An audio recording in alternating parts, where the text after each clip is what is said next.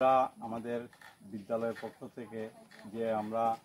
এই let's go to school সামনে রেখে আমরা এখানে একটা এডুকেশনাল কাউন্সিলিং সেন্টার এবং ফ্রি আর্ট স্কুল আমরা এখানে চালু করেছি এবং যার উদ্বোধন অলরেডি হয়ে গেছে, যেখানে উপস্থিত আছেন আমাদের বিদ্যালয়ের এসএমসি চেয়ারম্যান, এসএমসির মেম্বার নিত্যানন্দ পাল, এসএমসি চেয়ারম্যান মঙ্গল দেববর্মা, এবং এখানে ফিতা কাটার মাধ্যমে যে উদ্বোধন হয়েছে সেখানে উপস্থিত আসতেন আমাদের এই এলাকারই ফ্লোরা শ্রীমতী বাসন্তী প্রাণ। এবং এখানে এই যে আমাদের এই প্রজেক্টটা আমরা করতে পেরেছি, এখানে আমার বিশেষ করে আমাদের বিদ্যালয়ের যে ছাত্র, আমি যেটা একটু বলে নিই যে এখানে আমাদের কৃষ্ণ একটা স্টুডেন্ট যে 12-এ পড়ে, তাকে আমি একদিন বলেছিলাম যে এই এলাকাটার মধ্যে আমরা, অর্থাৎ আমার যে স্কুল এরিয়া এখানের মধ্যে যে এলাকা সবচেয়ে দুর্বল এরিয়া এইটা, অর্থনৈতিক এবং শিক্ষায় দুটো দিকে। তো আমরা এখান থেকে আমাদের বেশিরভাগ ছাত্ররা লং অ্যাবসেন্টি হয়, অনেক সময় মাঝে মধ্যে ড্রপ আউট হয়ে যায়।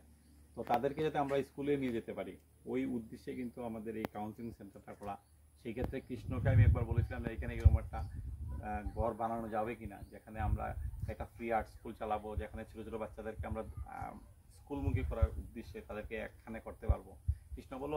হয়ে যাবে স্যার, আমার মামার বাড়ি আছে। তো আমার খুব ভালো লাগলো যে এখানের যে পরিবেশ এবং মামা, অর্থাৎ কৃষ্ণের মামা যে আমাদের স্টুডেন্টের মামা, কিন্তু দেখলাম জায়গা দিতে এবং আমরা যেভাবে সহযোগিতা পেয়েছি এটা ভাষায় বর্ণনা করা যায় না। বিশেষ করে আমাদের এনএসএস প্রোগ্রাম অফিসার, এনএসএস এবং সকল শিক্ষক শিক্ষিকারা অনেক সহযোগিতা করেছেন। এলাকার যে অভিভাবক যারা এবং যারা আছেন তারাও এইটা নিয়ে বেশ উৎফুল্ল। এবং আমাদের যে টার্গেট, যেটা আমাদের বাচ্চাদেরকে, এই এলাকার বাচ্চাদেরকে স্কুলে নিয়ে যাওয়া, অর্থাৎ প্রত্যেকটা গার্জিয়ানের সঙ্গে যাতে আমরা ফ্রি মিক্সিং করতে পারি। অর্থাৎ তারা অনেক সময় কি হয় যে লজ্জায় আমাদের সঙ্গে কথা বলতে চায় না। তো আমরা এইটা করার উদ্দেশ্য আমরা সপ্তাহে 2 দিন বা 3 দিন স্কুল ছুটির পরে আমরা এখানে আসবো, বসবো, ছোটো ছোটো বাচ্চাদেরকে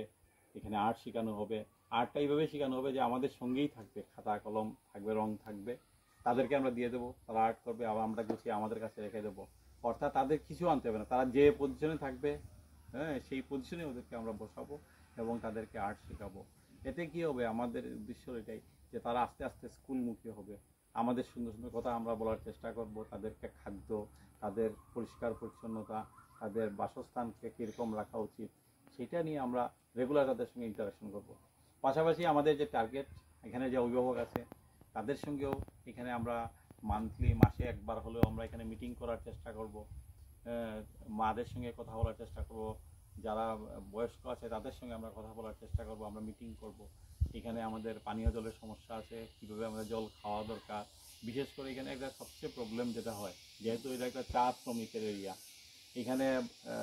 চাইল্ড ম্যারেজ, খুব ছোটো বয়সে বিয়ে হয়ে যায়, হ্যাঁ, কিংবা দেখা যায় যে এখানে আমাদের ইটভাটা আছে কাছাকাছি, সেখানে তারা কংক্রিট ভাঙতে যায়, হ্যাঁ। তো ছোটো ছোটো স্কুলের অনেক স্টুডেন্ট আছে যারা যায় গিয়ে। তো আমাদের উদ্দেশ্য হলো যে তারা পরে যায় তাদের শ্রমের চিন্তা করবে, আগে আমরা যাতে তাদেরকে শিক্ষা দিতে পারি, সেই উদ্দেশ্যেই আমাদের এই এডুকেশনাল কাউন্সিলিং সেন্টার বানানো। একটা কথা আমি এখানে বলতেই হয় যে আমি একদিন এসেছি এখানে, একটা গার্জিয়ান আমাকে এসে বললেন যে স্কুলে ভর্তি করতে বোধহয় অনেক টাকা। তো আমি বললাম না মাত্র 40 টাকা, হ্যাঁ। তো এইটাও আমাদের করোনার জন্য বন্ধ হয়ে আছে। তো আসলে কি গার্জিয়ানরা অনেক সময় ভয় পেয়ে যায়, জানেই না। তো আমাদের উদ্দেশ্য হলো আমাদের সপ্তাহে 2 দিন এখানে আসি, তাহলে আমাদের ওইসব গার্জিয়ানের সঙ্গে আমরা কথা বলতে পারবো এবং আমাদের এই সেন্টারের মাধ্যমে বাচ্চাদেরকে যেভাবে আমরা উৎসাহিত করব, গার্জিয়ানদেরকে উৎসাহ করার চেষ্টা করব এবং এই এলাকাটাকে আমরা আগামী 5 বছরের মধ্যে আমাদের টার্গেট যে আমরা একটা সমৃদ্ধ গ্রাম বানানো যায় কিনা, ড্রপ আউট যাতে না হয়, শিক্ষায় যাতে তারা পিছিয়ে না যায়, ঘরে ঘরে যাতে অন্ততপক্ষে 12 পাস করতে পারে, কলেজে যেতে পারে, সেই ব্যবস্থা করার জন্যই আমাদের এই টার্গেট।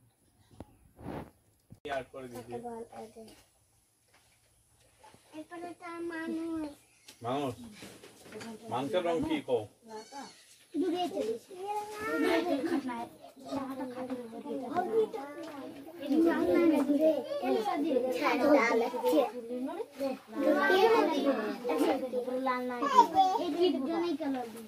জোনে কালার হলদি হলদি এরকম এরকম হলদি কোন আছে রে একটু দিদি না দেখো না সব হলদি ওটা নাই এটা তো এইটা এটা পুরো দিতে আল্লাহটা দিতে আরে আরে চলতা দিদি না ওই তো খাচরা দিছে এটা বাটা দে এটা বাটা লে দিলে আবার তো দিলে মুকেলা কি দে হলো দালম কাট লাগা এরকম আমরা বইটা ওই সাথে কেলা বানাচ্ছে তো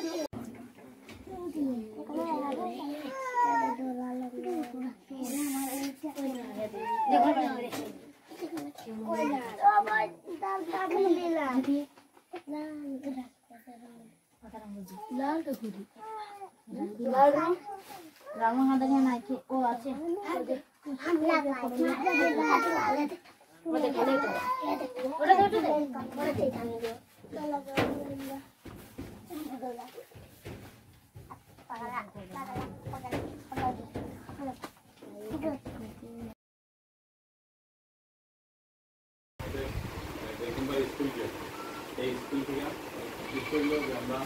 গার্জিয়ান মিটিংটা আমরা স্কুলেই করি কিন্তু এতে কিন্তু অনেক গার্জিয়ানরা যেতে পারে না বিভিন্ন কাজের লেগে তো আমরা এরিয়া বেস করি যে আমরা গেলাম একটা বাড়ি থেকে যারা পাইলে গার্জিয়ান মিলে তারা একটু বুঝে গেলাম আমাদের উদ্দেশ্য হলো যাতে আপনার যে ছেলে মেয়ে যারা আছে তারা যাতে রেগুলার স্কুলে যায় যদি যে রেগুলার যায় তাহলে আমাদের যে স্কুলে যে পড়াশোনা হয় তারা এই পড়াটা সে শুনতে পারবো এবং শিখতে পারবো এবং সবচেয়ে বড় ক্লাস হলো যে আমাদের যদি রেগুলার স্কুলে যায় স্টুডেন্ট তাহলে তার মাস্টারের কোনো প্রয়োজন নেই প্রাইভেট টিচার আর বিশেষ করে এই যে এলাকাটা এই এলাকাটা খুবই মানে দুর্গম এলাকা হলো কারণ এখান থেকে টাউনে যাওয়া অনেক দূর এখানে গিয়ে পড়াশোনা করবো বা প্রাইভেট মাস্টার হলে এগুলো সম্ভব না তো তার উদ্দেশ্য হলো এইটাই যে এখানে যারা আপনারা আছেন আপনার কয়েকজন আইসেন গার্জিয়ান আর বাকি যারা গার্জিয়ান আছে এই এলাকারই তাদেরকে আপনারা বুঝাইবেন যে প্রত্যেকের প্রমাণ যাতে ছেলেমেয়েরা যাতে আমাদের বিদ্যালয়ে যায় এবং বিদ্যালয়ের যে শিক্ষাটা আছে বিশেষ করে ছেলে এবং মেয়েদের তো খুবই প্রয়োজন অনেক শিক্ষা দেওয়া ছেলেও মেয়েও তারা উভয়ই যাতে লেখাপড়া করে কারণ দেখা গেছে কি যে যদি আমার শিক্ষার ক্ষেত্রে যদি 100 টাকা খরচা করা হয় তাহলে ভবিষ্যতে এটা 200 টাকা 500 টাকা লগে আইতে পারে আর যদি সে মানে লেখাপড়া না করে যদি মনে হয় যে আমি কোনো কাজে লেগে যাই এই ক্ষেত্রে তার দক্ষতা বৃদ্ধি হয় না তখন যে কাজটা আপনি ধরেন সে রাজমিস্ত্রি কাজে শিখলো কিন্তু সে প্রপারলি কাজটা শিখতে পারতো না যদি তার সঙ্গে শিক্ষা থাকে তখন দেখা দিব তার কাজের গুণগত মান বেড়ে যাবে তখন তার মার্কেটের ডিমান্ড বাড়বে তা আমাদের মনে হইল যে প্রত্যেক বাচ্চারাই স্কুলে যা 18 বছর অবধি তার লেখাপড়া যেটা আছে 12 অবধি আর আমাদের স্কুলটা তো 12 অবধি এখানে ইচ্ছা করলে 12 পাস করে একদম ডাইরেক্ট কলেজে যাওয়া অনেক সময় আমরা গার্জিয়ান যারা বিশেষ করে গ্রামে আছি বিশেষ করে মেয়েদের ক্ষেত্রে আমরা টেনশনে থাকি যে মেয়েটা কীভাবে যাইব যদি স্কুলটা 12 স্কুল কেন না থাকতো আমি যে প্রবলেমটা হচ্ছে 12 স্কুল যদি না থাকতো তাহলে আপনার মাধ্যমিক মাস্টার পরে চিন্তা করলেন কেমনে যাইব এত দূর কিন্তু আমাদের গ্রামেই যেহেতু স্কুল আছে ওদের সে 12টা কন্টিনিউ করতে পারে তারপরে যখন সে 18 বছর হয়ে গেল সে ম্যাচিউর হয়ে গেল এবার সে তার ভালো মন্দ অনেকটা বুঝবো তখন তাহলে আমরা কলেজে ইচ্ছা করলে পড়াইতে পারবো তো আমাদের এই এরিয়া বেস মিটিংয়ের মেইন উদ্দেশ্য মোটামুটি হলো এটাই যে আমাদের যে বাচ্চাগুলি আছে তারা যাতে 1-এ ভর্তি হয়ে যদি একদম 12 অবধি যাতে সে পড়াশোনা কন্টিনিউ করে এবং তার ভবিষ্যৎটা সুন্দর করে এবার আমাদের গর্বের ব্যাপার যে আমাদের স্কুলে 12-এর যে মেয়েটা বিশেষ করে এতে সাংদেবী দার্লং যে মেয়েটা সে বাংলাতে 94 হয়েছে তার কোনো প্রাইভেট টিউশন নেই সে শুধু আমাদের স্কুলের নির্ভর করে তার বাংলাতে একটু আগে গেছে সে ইংলিশে 91 হয়েছে সে প্রাইভেট টিউশন কিন্তু আগে কলেজেও গেছে না যদি আপনার খোঁজখবর নেন তো আমাদের কথা হলো যদি কোনো স্টুডেন্ট মনোযোগ সহকারে সে স্কুলে যায় হ্যাঁ রেগুলার অর্থাৎ 6 দিনে যদি সে 5 দিনও যেতে পারে মানে এর চেয়ে কম গেলে কি হবে তার একটা গ্যাপ হয়ে যাবে এবং আমাদের একটা প্লাস পয়েন্ট প্রতি শুক্রবারে আমাদের উইকলি টেস্ট আছে যে শুক্রবারে আমাদের পরীক্ষা হইতেছে 10 মার্কের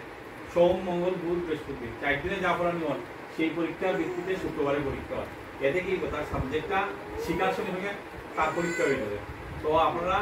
বিশেষ করে একটা দিয়ে খেয়াল রাখবেন যাতে আমাদের প্রত্যেকটা বাচ্চা স্কুলে যায় এবং বিশেষ করে শুক্রবারটা যাতে মিস না হয় কারণ শুক্রবারে উইকলি টেস্ট হয় ঠিক আছে সবাইকে ধন্যবাদ আপনারা শুনছেন